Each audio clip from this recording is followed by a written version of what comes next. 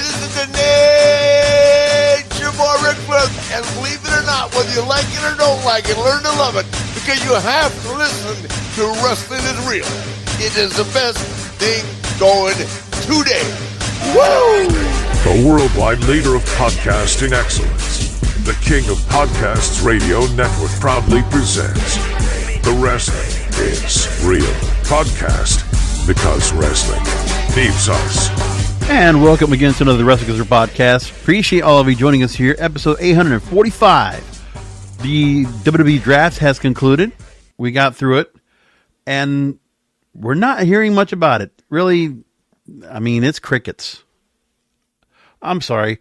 You really did neutralize, and you neutered any of the impact that really could have been, but it makes sense why that the champions were going to be protected and could not be moved to any other brand. We know how that's worked out when we had Charlotte Flair, Becky Lynch having to go ahead and swap titles. Yeah, we don't want to do that again. Fine. But then everybody else that you have left here, and then the real emphasis of the draft was to get the NXT stars over. Like, that really was the standout of what they were trying to do here, was trying to make a big deal out of the NXT stars who were coming over. Carmelo Hayes, Ilya Dragunov, Lana Valkyria, Kiana James, Donovan Dijakovic, right? Or now called Dijak. Those are the names that he said were important to bring onto the roster. The same NXT that I did watch last night. Listen, I finally went and caught on it a little bit more. I actually wanted to go and sit down and watch, not just the clips. So I put it on to watch part 2 of Spring Breaking'. You know, when I look at the show, it feels like what I would have seen back in the day in like a Glow Gorgeous Ladies of Wrestling segment, where they had like, here's them back-to-back skits behind, backstage skits. And then the wrestling. And then some of the things they put, listen, okay, they put them together and like, all right, it's well shot. They got people talking to each other. They have some certain scenes going on, but like, it's not interesting. It's not fascinating. And I know some of the names that are on that roster, but really basic. So many basic stars on that roster. And it just can't be that. The other thing too is that, the whole idea of trying to create a sports-based looking product by doing some of the production aspects they've brought into the broadcasts. Okay. I mean, for the faithful fanatics out there, for my podcast wrestling brethren, these little additions they brought on, these little extra little things that they've done, right? The aesthetics. That's what I call it. It's like window dressing. The aesthetics that they've brought on, is it really winning you over to the point you got to feel like so excited after WrestleMania, which we're now roughly 4 weeks removed? Are you really that excited right now? Is that WrestleMania fever still in you? WrestleMania off-season's here. The withdrawal is real. We're going into Backlash. Hey, we got some good matches coming up, sure. But those were put by the wayside, really, because of the draft. And then we know there are going to be changes in the draft. So Backlash really just becomes just a PLE, a premium live event. Just one to put together with opponents that are going to be put together just because we need to go and put a pay-per-view together in a month. Like, the truth is, maybe there shouldn't be a WrestleMania. Maybe we shouldn't have a pay-per-view like a Backlash afterwards. Like, I mean, we do like that break before WrestleMania, the 6 weeks. Maybe that's still the same thing here. Have the draft happen and then go into it. I don't know. Maybe make the draft part of a pay-per-view. I mean, remember when they had the draft? They used to have like certain matches of who would go on board. Make the draft like a pay-per-view event. Not this 2-day event they try to do that coincides with the NFL draft, which, by the way, they're not going to win that. They're not going to win that at all. So the thought of that wasn't, I mean, they're not going to really win against the NBA playoffs, the NHL Stanley Cup finals. They're not going to win any of that. Okay? None. It's not going to happen. And as for the ratings, let's look at what they did. Now, SmackDown took a drop in audience. WrestleNomics reports that while the 18 to 49 rating was respectable, the average audience, 1.683 million viewers, 5% increase over the previous week's episode, but the dip compared to up to and following WrestleMania 40, 11% drop from the average of the previous 4 weeks. SmackDown, again, took a drop. And if you want to give me a minute, I'll go and give you the numbers on that too. And how that went, Dell, because it didn't do well either. It did not do either well at all. Like it all struggled. I'm pulling it up right now as we speak. And let me just tell you that I know the ratings are down. I'm just going to get the actual number here for you. 2.143 million viewers. And the week before, 2.3 million viewers. They were going up against the NFL Draft, night 2, not night 1, night 2, second and third rounds. And then we have SmackDown also dealing with the NBA playoffs. I mean, nothing to compete against. Nothing noteworthy really that could stand out that you really felt like, oh my goodness, this was like something incredible. It wasn't. I mean, they did really make any difference in terms of who moved over to which brands. Kind of really just kept the same and for the most part. So in the stars, they had 90 stars that were in this. And at your time right now, Damian Priest, World Heavyweight Champion, Becky Lynch, Sami Zayn, Awesome Truth were locked in. Jey Uso stays. Seth Rollins stays. Braun Breaker stays. Liv Morgan, Ricochet, Sheamus, Alpha Academy. That's all consistent. Shayna Baszler, Lily Stark, Alba Fire, and Dawn, Ivar, Imperium, Damage Control, CM Punk, Braun Strowman, LWO, Drew McIntyre, Judgment Day. Ilya Dragunov is the new name from NXT that comes over. Lyra Valkyria also comes over. Final Testament now does make the mover from SmackDown to Raw. We do see that. LWO also makes the move over. So does Legado del Fantasma, right? Oh, no, they did stay over the other side. That's right. I forgot. Natalya, Kaden Carter, Katana Chance, Odyssey Jones, an NXT star. I think I saw once, and I don't think I've seen him ever since. Creed Brothers and Ivy Now, New Catch Republic stays. And on SmackDown, Cody Rhodes, Bayley, Logan Paul, A-Town Down Under, stuck as champions. Carmelo Hayes joined SmackDown. No fanfare when he was announced. No fanfare at all. And had a match against Cody Rhodes as a non-title. And I mean, I don't like where they're just going to decide, give him a run at Cody, give him a short match, Cody wins, that's it. There's not much booking difference here. I don't see it. Randy Orton, Nia Jax, LA Knight now it's still on SmackDown. Bloodline remains on SmackDown. AJ Styles, Andrade. The OC, Baron Corbin.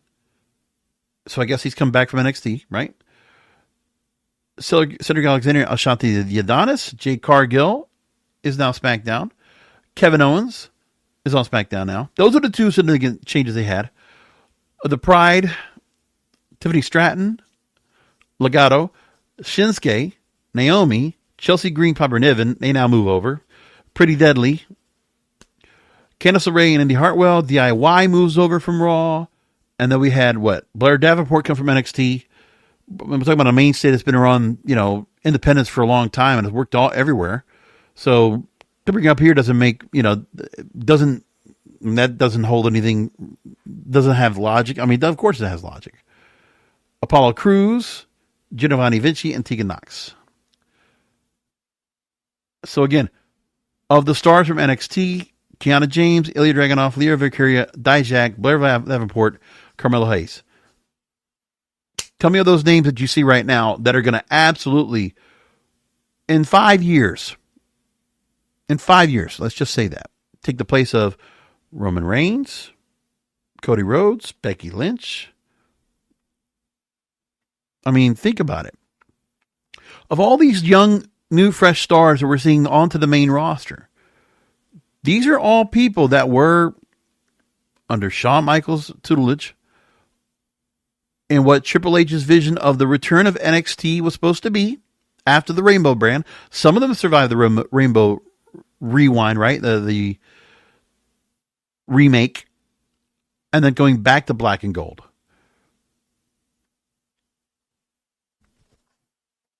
I'm just trying to make sense of like where these, again, give me any particular, besides the catchphrases, anything else of their character or depth, any backstory that we have on Carmelo Hayes or Kiana James, except for the fact that she's like a financial whiz. Ilya Dragunov, you know, Lyra Valkyria. I mean, I've seen when they brought her in and what they did with her, and that fact that she took the belt off of Becky Lynch, the NXT Women's title. For Dijak, I feel like the company now, I mean, he's an older star. He was a top prospect in Ring of Honor coming into the company. They've done nothing to elevate him. They changed his name a couple times. He was injured, comes back, still nothing. Dijak, he's going to come in here, and it's just a name. I mean, what are you going to do with him? He was in such a better place when we first saw him in Ring of Honor coming out. And then he decides to make the jump. And, I mean, yeah, justifiably, he makes the jump. He did it. But what are we getting out of that? Of the Raw and SmackDown rosters that we have, of the existing stars, go into just some of those names that we already have right now that are honestly giving me pause, because I'm saying to myself, the future of this company, the NXT stars that were brought up, they're not ready for primetime players. It's bigger than ever. Look, the NXT that everybody remembered from 2013, 2012, the 40 Championship Wrestling days, you know, anything that was a Full Sail University. Sure, under Vince's run, we had a lot of gimmicks. And those gimmicks get stripped down once it's Triple H back in charge. So, okay, Triple H doesn't like gimmicks. This company was built on gimmicks for 40 years. And now you think you're going to just change the whole dynamic overnight. But you got so many stars here that haven't done anything yet to move forward. When I look at the names here, Braun Breaker, are we just going to make him another Rick Steiner or Scott Steiner? Is that the idea? Is he going to be the next Goldberg or Ryback? Because we don't have a clear idea of how the direction is going to go. It's all about what they decide to do with Braun Breaker. And all I'm saying is that I'm on the fence. I don't think he's going to be the next Goldberg.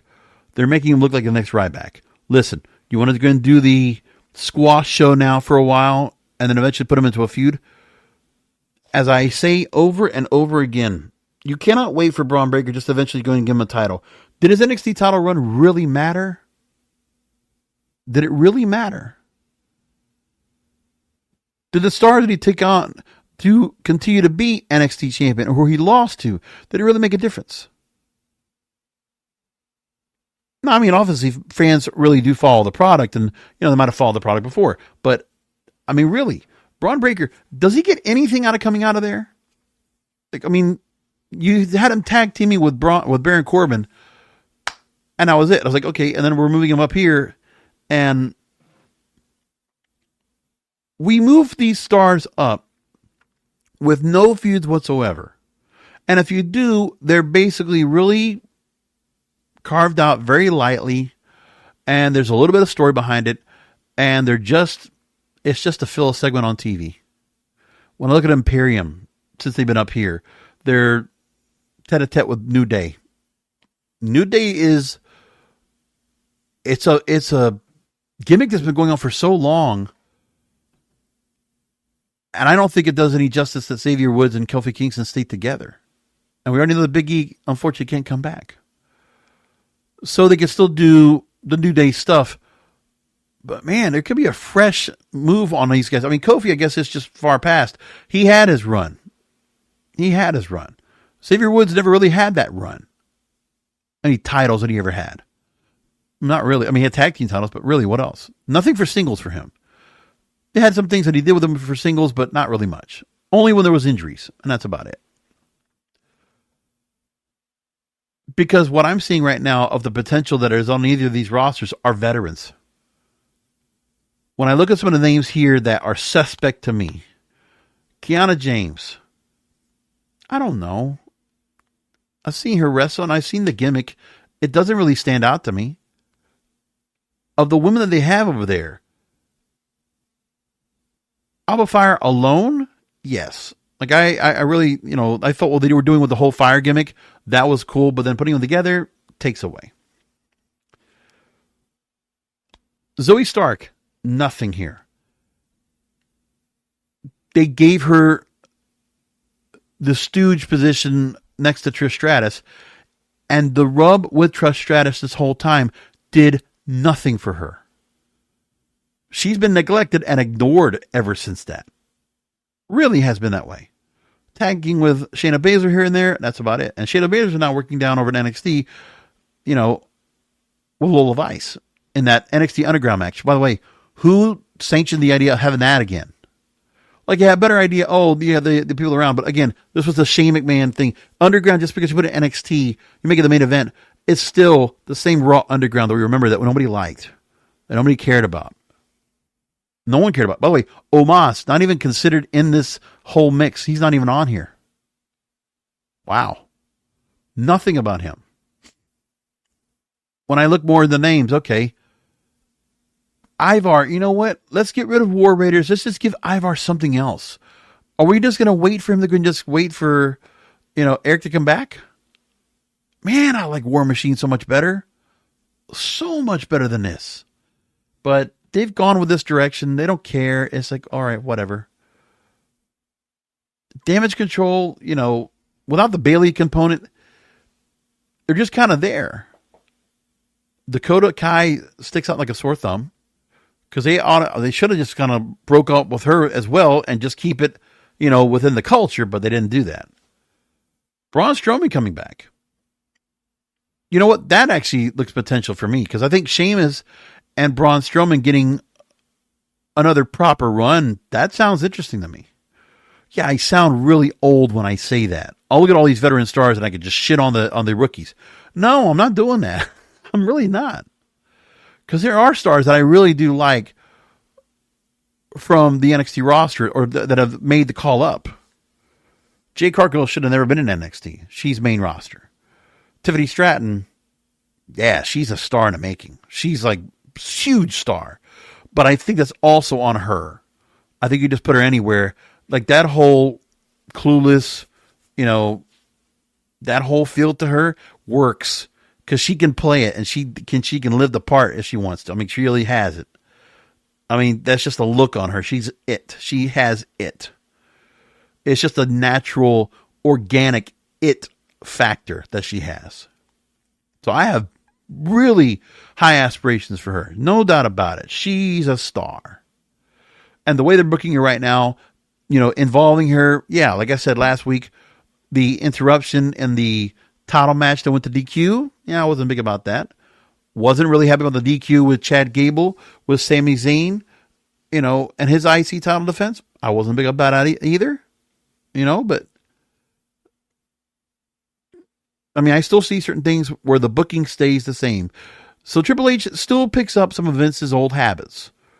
Insta matches, DQ finishes on title matches, and insta feuds. That shit still bothers me. Like, I mean, they do book matches ahead of time. We have 3 or 4 things that are going to be happening on SmackDown to look forward to. That's fine. That's good.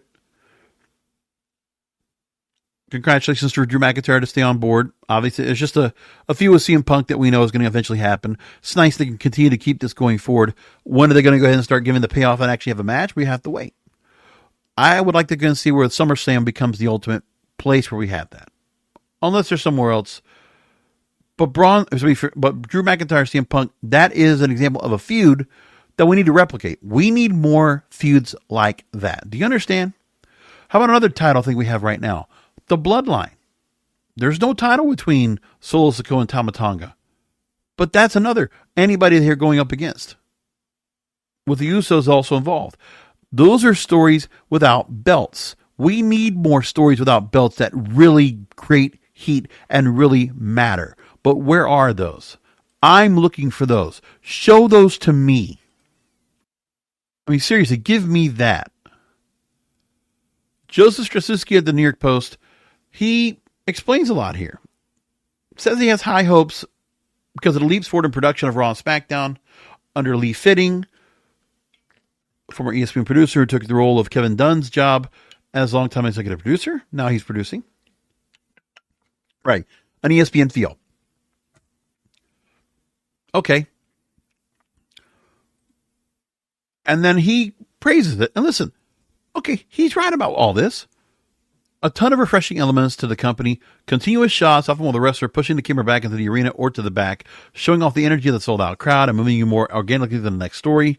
More pre- and post-match interviews with talent that feel more like sports broadcasts. Yeah, that's all fine. But they also got to be good. They also have to be interesting. Like, give me that. He goes on to say that WWE is no longer a company where the action is almost exclusively in the ring or in a backstage interview area, where Jey Uso's walking into an arena entrance to talk with Sami Zayn before the camera follows the IC champion into the arena while entering the crowd. Instead of a formal interview in Gorilla, Solo Sikoa and Paul Heyman have a private conversation. Drew McIntyre is searching for CM Punk in a luxury box. But they didn't do much with the draft, as they said.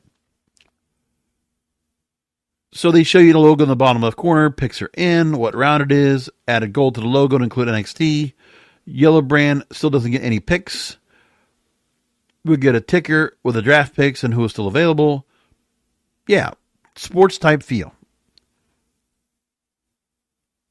Seeing an NXT star get drafted in front of their peers was the absolute best part. Agreed. Carmelo Hayes, why was he at the arena and not the rest? No, because having an NXT and that crowd, that extra fire crowd that just like will cheer for everything. Yeah, you want to have it there. It worked out. It was like, the thing is, they also wanted to look like they were at home in the Performance Center, and it's like their families with them, like cheering, like we always see some of those people that are drafted in either the NBA or NHL draft or NFL draft and all that. So he gives some ideas here, and then we move along. Plus, remember, by doing it in the Performance Center, they are making sure that those people are going to be looked at as important by those 500 people that are clapping away and cheering on these stars they've been watching at NXT for so long. Like, you don't want the response from the arena once an NXT star gets chosen, because you know what's going to happen. If you took what the arena was going to give you, they were going to be like, who? You were going to get nothing. Crickets. So this was smart to do that. That was actually really smart. Creatively, he says they did have a solid draft. Hayes, a first-round pick to SmackDown, and Cody Rhodes, given the show of respect of their main event match, was a good night for the former NXT champion. But, again, you give him a loss right off the bat. You humble him on his way in. Carmelo Hayes doesn't get a win off the butt. You know, it's like, all right, he's so far removed from even being a chance at going forward and, you know, showing he can be a champion of the company. He just took a big step back. Because now he goes to the back of the line after Cody Rhodes beats him. For SmackDown, Nia Jax was added into a triple threat match with Bayley and Tiffany Stratton at Backlash.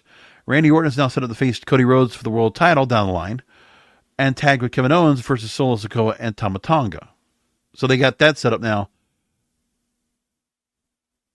Randy Orton is set to go and take on Cody Rhodes, but first they're going to have him and Kevin Owens tag against the Bloodline.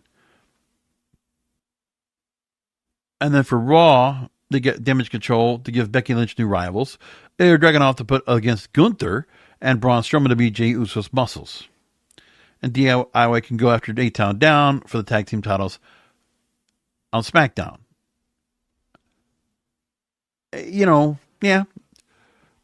But still, like, look at what we say, or what he's saying right here as what we got as storylines and things we're going to get out of this. What's exciting about all that? So Becky Lynch is going to have just a bunch of stars to run over. I mean, you want to put her and Asuka together? Sure, because there's a story behind there. Becky Lynch going after, if Asuka wants to go after Becky Lynch after having to lose the belt and drop it, yeah, we can go back to that. But I'm not going to care if Dakota Kai's involved. Like, I mean, what has to happen is if you want to have Damage Control going up after Becky Lynch, then you have to have Damage Control be led by Asuka to go after Becky Lynch. That would be the only thing I could see happening. That you'd put that handicap front of Becky Lynch and do that for a while waiting for Rhea Ripley to come back. I guess you got that to go with. All right, that makes sense. Braun Strowman to be G Uso's muscles? I don't know about that. Ilya Dragunov and Gunther. I mean, sure, they've had matches before. And I have no doubt they'll have great matches now. But do you think Ilya Dragunov and Gunther, that's going to really resonate with that main roster? And I'm not talking about the silent minority. Let me tell you this too. Do not underestimate the silent minority to think that they are a bigger voice than they are. Because they're not. When I think about what all these stars, all these names, all these content creators on Twitter, on TikTok, on YouTube, on Twitch, I understand you're going to have what you're excited about and you have a following, but you and your following still represent the vocal minority. You do not represent all fans. I, on this program, do not represent all fans. But you know what? I respond to what the fans respond to. Because I'll see the reaction that the fans will have. Because I usually go along with quite a few of the stars that the fans will go along with. Because I like to think that, you know what? I would want to be booking shows. I would want stars that are going to get over. Because I like the stars that get over. Because that matters to me. Like, why am I going to go and cheer for a fan that doesn't get any kind of praise at all? Why do I want that? I want stars that are getting over. But some of you guys, you're going to, if you had them at an indie show or you had them in, wherever, some of the roster, some of the promotion, where they would get praise like crazy, like fanboy crazy. But all of you WWE fans, you have to remember that the fan base that is worldwide. And the fan base that comes in that casually watches the show, maybe catches some clips here and there. They're not you. They're not diehard. They're not following this, trying to hope for certain stars to come in. Like underdog fans, I understand that part. Because you are like underdog fans. You want your certain stars to thrive. And you're pushing them so hard to think they're going to thrive. But when they're not ready, and when they're not made to succeed, because there's a certain level where they could succeed anywhere else. That's why they're on this show. That's why they're on this roster. Look, the names that I mentioned before. When I look at the names here of the ones that came from NXT, put it like this. I'll say it like this.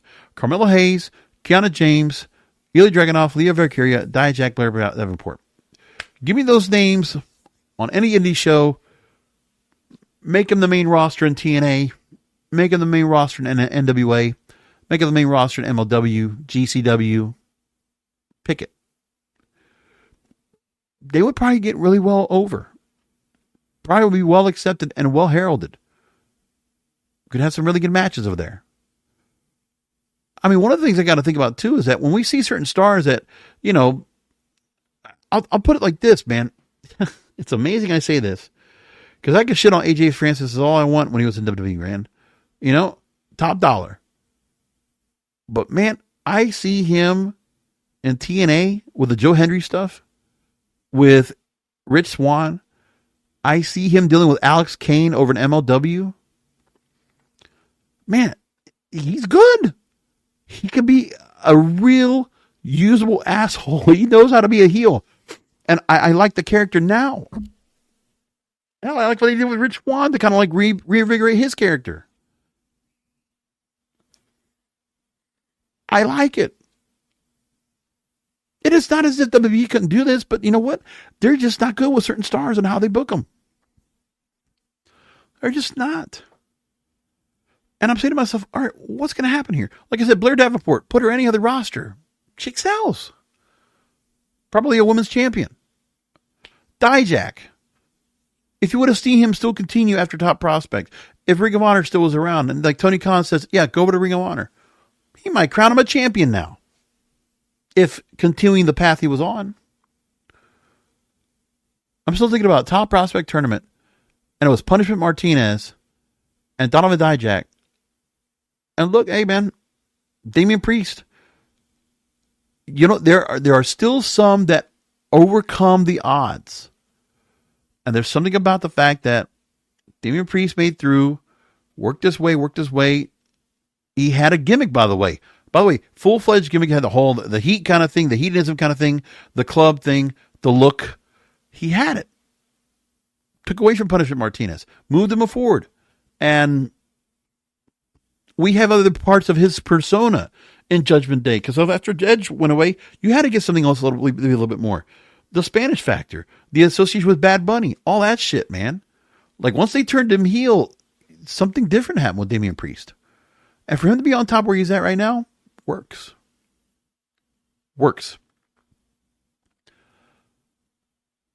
I don't know if Ilya Dragunov will resonate well. I mean, he's an international star. That's already kind of a detriment for him. Just like Shinsuke. I mean, there's other stars, you think about the same thing, that are from overseas. International stars that are not originally English-speaking countries. It's tougher. It's tougher to buy that. So you got to think about like that part too. And I look at all these different aspects of like that you can have all these stars that obviously look, when we talk about DIY, Gargano and Ciampa, yeah. I mean, Ciampa was TV champion, never a world champion. He didn't get that high up. But him in the embassy with Prince Nana and all that shit going on, Ciampa was great. Sicilian Psychopath, he was great. They gave him more or less that in NXT, gave him Goldie, basically the same idea. And him and, Gargano, yeah, against each other, yeah, great matches. But I'll put it like this. With Gargano and Ciampa, when I think of those two, I think of when ECW had Rob Van Dam take on Jerry Lynn and the series of matches they would have. Like, Rob Van Dam was a damn star. Meanwhile, Jerry Lynn could go, but he was never like the top star. He wasn't going to be a bigger star than Rob Van Dam. Like, Jerry Lynn was just a great hand in the ring, great chemistry with Rob Van Dam. Those guys could just roll. That was the first match they actually showed on the ECW on TNN series from Hardcore Heaven, was Rob Van Dam and Jerry Lynn, because of the whole deal of, not being able to deliver the first show. And I'll tell you, that's what I feel like right here. But Johnny Gargano, and Candice LeRae for that matter as well, you can do what you want with him. Put him in the way and whatever. Like, no. Remember when Gargano had his deal where they were trying to get over Dexter Lumis? Where has he been? Like Indy Hartwell, right? Her and the Index, nothing brought over here. They let that whole thing go. Like, they never even kind of resurrected that anyway, because they didn't want to do it in NXT. It would actually be something that would be a little more interesting, because like Indy Hartwell, that's the only time I was interested in her, was when she had the whole deal with Dexter. That's about it. They let that whole thing go. They had the wedding. Nothing ever mentioned about that. They just dropped it completely. Maybe there's some little mentions here and there of like what the way was, and that's it. But like, honestly, nothing. But that was storyline. And they built a lot of time to get to that. Nothing else. The story with Carmelo Hayes and Trick Williams, yeah, and even had a match, which meant nothing when they went from NXT and brought it up to the main roster. Meant nothing. Just kind of there. And I just look at some of the other names that are on here, and I'm just saying to myself, man, there's just nothing more to really care about. Odyssey Jones, not much appeal. Him and Bronson Reed are kind of the same guy, in my opinion. The club thing with Kaden Carter, Katana Chance, didn't do it for me either. There's just nothing there. It's kind of just plain.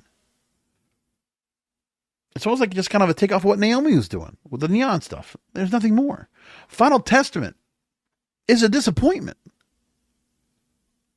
there's not a real identity right there. Karrion Kross and Paul Ellering. Who's the leader? They both talk for each other. Oh, they're just kind of like, they're like this faction that just kind of is combined. Like Authors of Pain could just be alone with Paul Ellering, but no, we're going to put Karrion Kross into the mix. Like I don't feel anything like a Judgment Day with those three, with all those folks. Do we have a backstory as how the Final Testament came together? Why they decided to go and create that? Or like the kind of a judgment, like, I mean, really, because Judgment Day's gimmick, the Final Testament gimmick coincides and collides with Judgment Day. Judgment Day has had so much more time together. Final Testament is not much different. It's just another way of saying something. But they've done nothing. Oh, they were going to go ahead and go after, all the titles. They haven't done a thing. Bark, no bite. No actions, nothing that makes them important. The Pride is are the same thing. No titles among them. They're just a faction to be a faction. And there's not much time being taken on anything like that. Oh, Bobby Lashley kind of like, grooming the Street Profits. All right, so what else? And the Street Profits are not much different than they were anyway. Not much different at all. I'm trying here. I'm trying to go ahead and get something out of this to feel like I'm getting something more. I really am. That's on the SmackDown side, by the way. Or that's on the Raw side, excuse me. But the SmackDown side, like I said, if I look what's on the SmackDown side and just say to myself, all right, look, LA Knight's going to be where he's at. And everything was taken care of where AJ Styles got the upper hand to win a title shot against Cody Rhodes. And LA Knight's always going to be at that ceiling. He's not going to win a title. And I think it doesn't even matter if he gets a title. But my problem with LA Knight is, give me a feud I can care about. They botched it with Bray Wyatt. Rest in peace. And honestly, like the AJ Styles thing was just kind of like in and out. It's like, it really just not much. It's just kind of like they have animosity with each other, but not much else more anyway. That's all there is.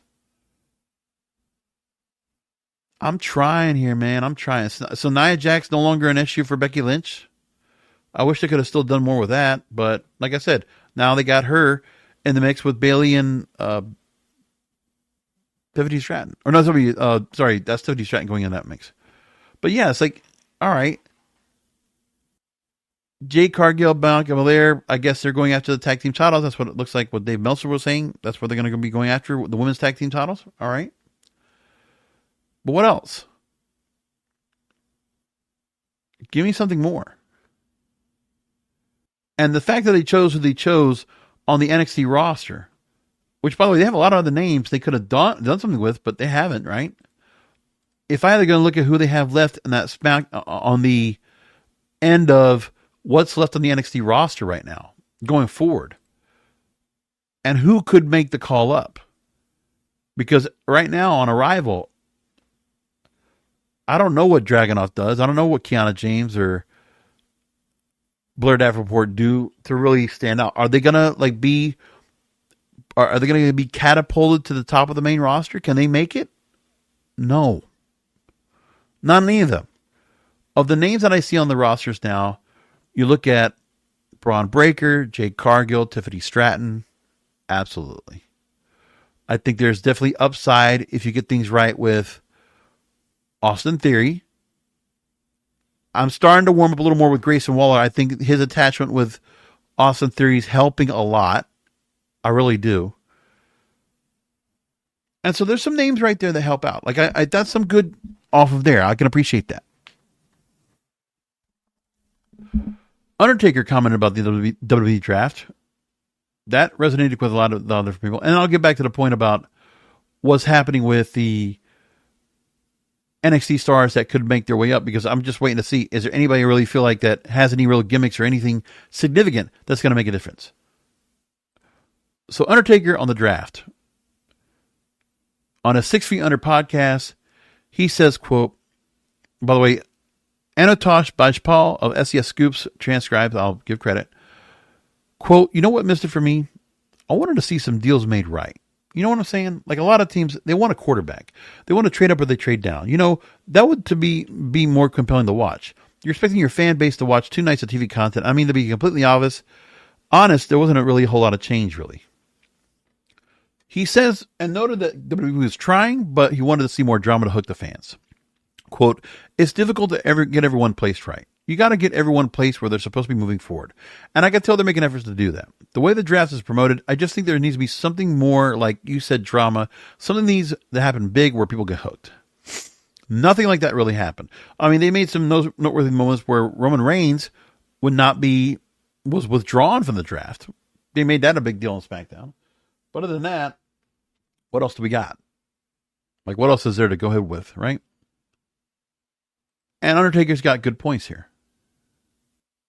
Now, the other thing I could talk about, let me go and get back to the NXT stars that we could be looking at that could be standing out more for the company going forward. Let's try that now. So when I look at let's look at the NXT roster now as of today. When I look at some of the names they have here so far, Andre Chase, he's been down there for a long time. So has been Ariana Grace. What else do we have here? Brooks Jensen. Yeah, Jensen and Briggs, right? They've been down there for a long time. Stax Lorenzo. Look at the names they've had for quite a while down there, by the way. Cora Jade's been down there for a long time. I'm surprised. Isn't she injured? I forget. Like, if anybody was going to get moved up right away, I would have figured Cora Jade should have been moved up. Now, I don't know if she's injured or not, so I can't speak anything like that. Duke Hudson, nothing to that. The whole Chase University thing, they've had that going on at NXT for so long. Are they ever going to pull the trigger on any of those folks? It's been down there since the Rainbow brand. Has it done anything? Have they decided to move it forward at all? No. Nothing at all. Moving along. I'm looking at, Gigi Dolan. They decided not to move her up yet. They got a thing with her and Ariana Grace. All right. Yeah, so nothing with Toxic Attraction. JC Jane, Gigi Dolan, not considered. Stay down in the main roster. Stay down in NXT. I'm trying to think here, man. Joe Gacy. That guy's worked everywhere. The whole thing with Axiom, or the, whatever that group of his is, right? The cult group. Nothing. Briggs and Jensen, no move up. Nothing at all. They haven't even considered it. I keep looking here at some of the names here. Lash Legends, she's been down there for a while. They didn't want to move up Alexis King. I don't know if that character's really stood out or really done anything with it yet. And Ophi and Blade, they've been down there for quite a while. Nothing going on with that yet either. Lola Vice it's been there for a while, but not a whole long while. Robert Stone, they still keep him down there. Mr. Stone, nothing. Oh, by the way, Von Wagner, they gave up on. Dropped him. Nathan Frazier came from NXT UK. Haven't done anything with him. And Nikita Lyons, I guess she's still hurt, right? Obafemi, he's pretty relatively new, and they're still building him up. Oro Mensah, the same thing. They took Ridge Holland and put him back down into NXT. Roxanne Perez, who I just think, in a matter of time, she's going to be a big star. Big, huge star. Scripps, formerly Reggie. Sol Ruka, they're not pulling the trigger on her. I understand that. She could use some more seasoning, a little more time. Tatum Paxley, she's still down there. Been down for a while. Thea Hale, part of Chase University, still down there. Tony D'Angelo, they're not ready to pull the trigger on him either. Nothing on Tony D'Angelo. Trick Williams, they're going to definitely pull up. They're going to pull him up to the main roster at some point. Maybe probably as early as next year, I think. Or maybe before then. Who knows? And I'm saying to myself, and Wesley, they keep him down there. And Wesley, for his credit, I guess, I don't know, man. He's not even part of the Radicals anymore. And the Radicals, as far as, the TNA version of the Radicals we have right now, he's been replaced. He's not even a part of it anymore. He's just, whatever. But that roster is really, struggling right now. There's not much there. What are you going to do, man? So, I don't know. I don't know if there's an answer for that or not.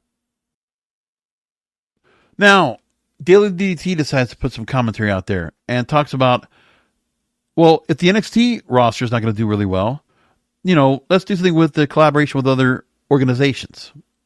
That's what they're going to bring up as well. So the story coming out from Rafael Garcia, he talks about that WWE seems to be more interested in partnering with other companies, having the ability to have a positive impact in the business. Okay, so you want to get some of these stars and bring them into other companies. All right.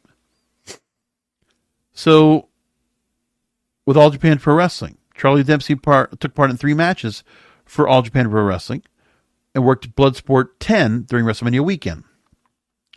Also on that same card, Shayna Baszler took on Masha Slamovich. That would probably be a pretty cool match. While many others complain about WWE superstars, seeing those performers in other stations still creates a cool moment worth seeing. PW Insider says that WWE and TNA have continued to communicate about future opportunities, even after Scott D'Amore's shocking exit earlier this year. We know about Jordynne Grace being in the 2024 Women's Royal Rumble, and it does not look like the last time these companies will work together. And there's been the question of the possibility of AEW and WWE working together, as fans are enraged about this concocted war. These 2 companies are always interested in doing what's best for the bottom line. And Liam Crowley asked about this with Tony Khan. He says an interesting thought. It would depend on the circumstance. One of the main points of 2024 so far is that competition is best for business, which has been good for everybody. Listen, TNA is rocking right now. The rebranding has been successful. I like Impact now that I have in a long time. I like what they're doing right now. I like their roster. I like the storylines they have. Right, I think what they're doing right now is doing really well. They got Under Siege, by the way, this weekend. But like that, MLW is rocking right now. I finally got myself to seeing, like, I see CW has the episodes of Power, and I see that you have, like, clumps of Power episodes that get produced for CW, so I just got to catch it on the app. I saw they just put some new episodes up from last month that I got to go and catch, so I'm going to go and watch those and catch up on that. So there's that thought about the competition and see what can happen. But like I said, you can do some of that, which is fine. I mean, if you want to have some collaboration where you have companies working in the company, like, I mean, you know what? When Vince McMahon allowed ECW stars to come in to WWF, I mean, it's an interesting thought. I think when they did that with some of the TNA stars collaborating, where Kenny Omega was TNA World Heavyweight Champion, and they had that whole crossover, I thought that was really cool. And, we saw certain pay-per-views that got together where we saw stars working together, like when it comes to Ric Flair's last match. Supercards. We were seeing some of that too. Forbidden Door kind of idea. Like, that's all cool. And it would be nice to see some of these companies kind of doing that supercard idea one more time. I think NWA would really benefit from it if they could do it. If MLW got involved again. Like, also that Conrad Thompson and the folks there could do another, like, memorial show, and we could have that happen again. Like, I want another Ric Flair's last match pay-per-view. It doesn't have to be Ric Flair in it. Just give me another pay-per-view like that. Give me that super card. That was awesome. Again, a couple of years ago, that was one of my favorite pay-per-views of the year. One of my favorites. And you can still do that. So there was some commentary from Sportskeeda and Sharon, who writes about this, talking about, this was before the draft, talking about how there need to be some major shifts by Triple H. And they wanted to see Damage Control going to Raw because it will be relevant. Bayley drafted into the Red Brand alongside the reigning of the Women's Tag Team Champions Dakota Kai and Io Sky would undoubtedly build excitement. The sudden change would make the Raw Women's division more interesting right away, with new matches giving the title picture a new life. So they did that. And to move off of Bianca Belair going after Damage Control and finishing that up. And then they also talk about having feuds end at Backlash. So Backlash needs to serve as the conclusion of Damage Control and Bianca Belair. So seeing Jade and Bianca become tag team champions on the women's side, beating Damage Control on the way out, going to Raw, that makes sense. And Triple H might be rejuvenated, he says, required to take the risk in order to capitalize on the potential new impact with new shuffles. So that's one of the things I was talking about that thought that needed to be happening. Was Damage Control was a very important factor to that writer about what they're going to do. Now, there's a story that came out. I didn't make much a deal about this, but I saw it came up. But for whatever reason, The Rock was given some controversy because a lot of comments were being made about him. This is well after having a great 4-month run in the company, ending at WrestleMania. And then some shit started hitting the fan about him. Reports surfacing, and I'm reading from Daily Mail, that Dwayne "The Rock" Johnson was 3 hours late for the match on night one of the event. WWE has responded now, and the actor's been faced with a number of other allegations. Allegations also saying that he urinated in bottles on set, making crew members uncomfortable. By the way, Chris LeGentile, head of Global Communications and Talent Relations for WWE, said Dwayne was not only on time for WrestleMania, he was hours early to help with rehearsal and a pleasure to work with throughout the entire run.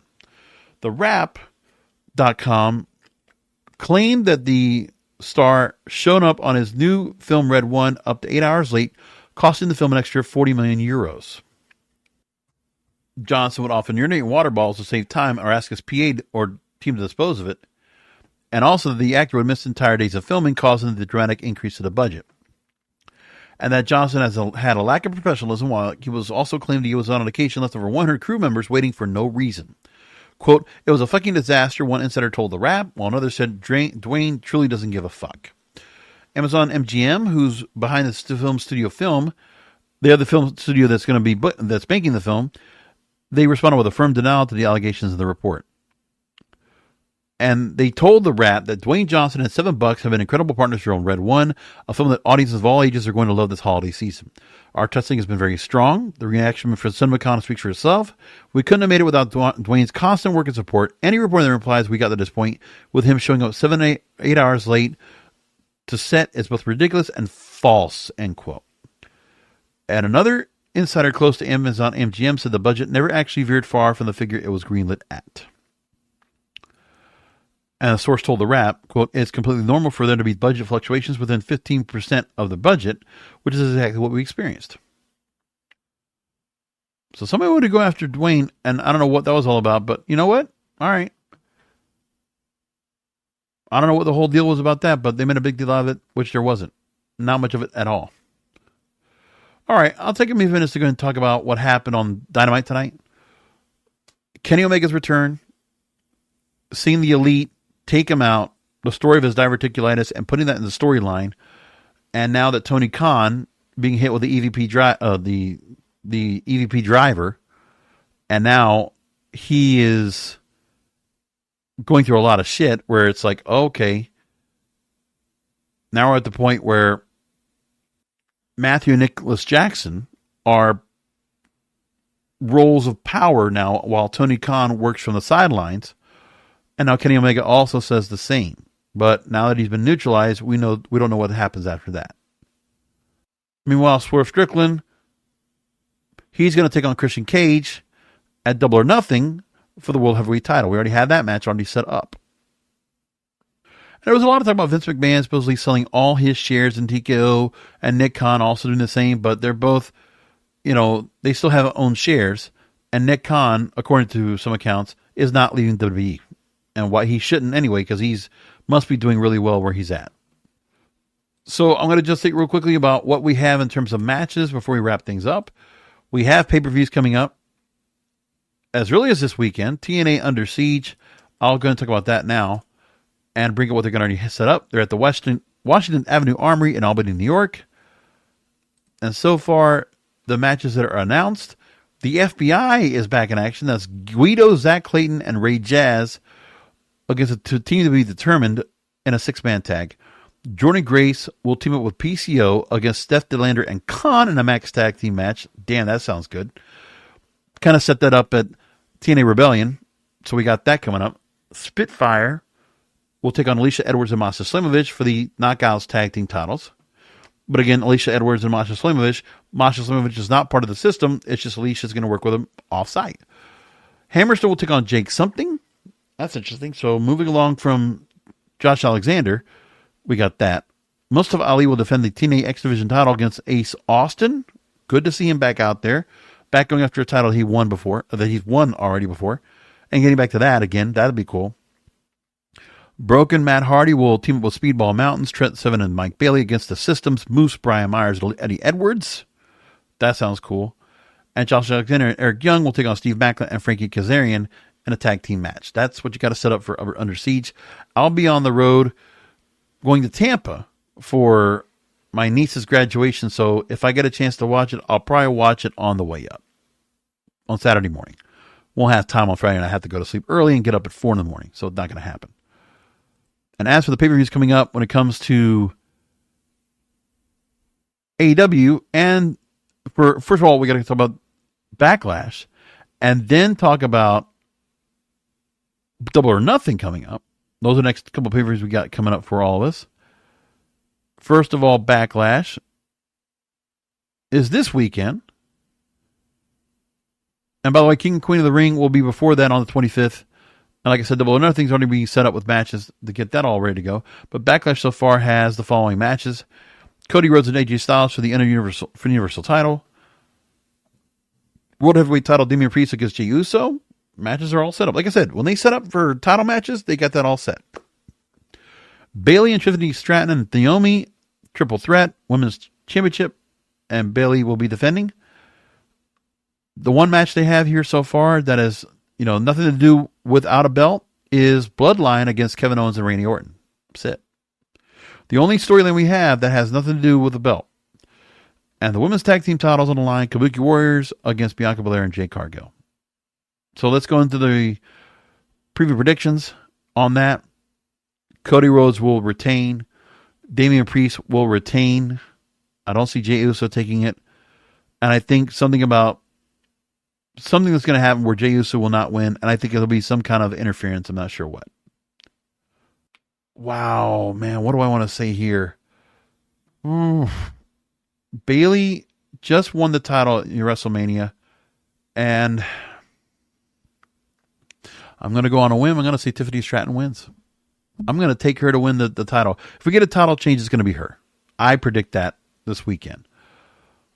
Bloodline will be Kevin Owens and Randy Orton. Bianca Belair and Jade Cargill, I think that's another title change we'll get. We'll see them as women's tag team champions. I think we get that too. So that's what we have so far. We don't know any of the matches that are set up. We'll see what's going to be set up on SmackDown. And Double or Nothing so far, we already know that Willow Nightingale will take on Mercedes Moné for the TBS title. Swerve Strickland will take on Christian Cage for the AEW World Heavyweight Championship.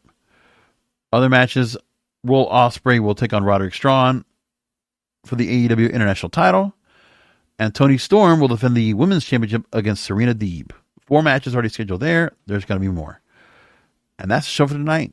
We'll leave it there. By the way, I want to make an announcement beforehand. I want to wait to the end instead of doing it early because I want to be respectful like that. I'm not here to plug all the time.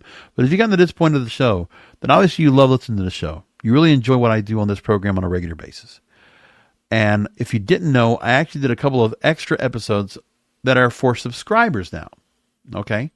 So what I want to do now is I actually have a system where I want to offer a subscriber set. You can actually listen to the show on a regular basis where I have additional episodes. If you go to kingofpodcasts.com now and you go to the subscriber section, you will see I have episodes up there as part of the Spreaker Supporters Club. I did 2 episodes over the weekend, and I plan to go and do episodes as much as I can where I can just do it away from the studio here. And I'll have equipment with me at all times. I got a couple lavalier microphones I can plug into my phone, and I can upload wherever I want. So I can do this remotely. And I'm going to do these extra episodes remotely. So I talk about Tony Khan going kayfabe of the NFL draft. See, by me not talking about that now and talking about that story when it happened, it's too late for me to go and bring it up now. That's why I didn't bother. I also did an episode where I talked about Camille signing with AEW. And I decided, okay, those are great stories to bring up now as we go into it. And that's, again, over the weekend. I said, all right, let me just do it then, right? And I think it works out good to do that. And that's what I want to do now more than anything, is I want to have those extra episodes. So there's going to be more content I can't squeeze into the hour-long show or into a pay-per-view recap. I'm going to do them as extra episodes. And all I ask you to do is to go to kingofpodcasts.com, click on one of those episodes, and then you'll see a subscriber link. And the subscriber link only asks you for $2 a month. When you think about the streaming services that you have out there where you might, watch whatever, like what is it? Peacock is now moving up to $8.99 a month for you to watch WWE pay-per-views. Have you heard that? Or $13.99 for the Premium Plus. So, there's that coming up. I think it's in July they're going to make that change. So look forward to that. You're going to have to pay now more for pay-per-views. Still A lot less than 55 and 65 bucks, so I'm okay with that. But if you go underneath the logos to my programming at kingofpodcasts.com, you go down, you'll see exclusively for subscribers, and you'll see the episodes coming through. Click on it, and when you click on it, you'll see the post for the show, and you'll see listen here. And when you go to listen here, you will see the episode, and I'll ask you for a $2 monthly recurring payment. And it's really easy. You can just go ahead and sign up right there, hit it, become a supporter. You go right in, you click on it, and like I said, $2. And, for some of my fans out there, let's say in India, if you want to put it down and see the price is, what it is over there, well, I'll tell you like this. I'm asking you for 166 rupees. That's it. Under 200 rupees to support the program. And you can do it right there. And it'll be easy for you to just go on, become a supporter. It's got the credit card link, so you can just go right there, put a credit card down, build monthly, $2 a month, and you get not just the regular episodes of this program, you will also get my other content. And actually, you know what I might do? If I get time to go and talk about Under Siege, I might do a podcast as an extra for subscribers only. But more content I'm going to give you now than before, and just sign up for $2 a month and you get it. Simple as that. More content you can get, and it's not like you're getting extra hour-long shows. No, they're really about 5, 10, 15 minutes at the most. They're quick hits, but it's extra information you would normally get with my commentary that I'm not going to just pack onto the other shows. And the best part is I keep the free content. You're going to still get the regular amount of content on this feed like you always do. But if you want extra content, you want to hear more of me, I'm not going to make you listen to a whole lot more. And if I'm going to give you something, it's going to be something I want to listen to. And I'm not going to charge you for it much. $2 a month. Nothing. Was that €3? I don't think it's that much. It's the lowest price I could put on the plan. So I hope you'll go ahead and consider that. And please do so. kingofpodcasts.com. That's where you go for that. And that would be wonderful if you decide to go and do so. So I hope you'll consider it. Let's do it from there. And that's the show for tonight. Thank you for listening, as you always do. I appreciate all of you for tuning in. So I will do a post show for Backlash coming up. Is it on? Yeah, so the May 4th? Yeah, so Sunday night, I will do a post show for Backlash. You can find it right here at kingofpodcasts.com. It will not be under subscription. No paywall. It will be free like it always is. If I do an Under Siege one, it will be an extra. And that'll be subscriber only. So look forward to that too. If you want to go and get on that, I'd really appreciate that. And as always, enjoy Under Siege this weekend. Enjoy Backlash. Come back for another Wrestling podcast, because wrestling needs us.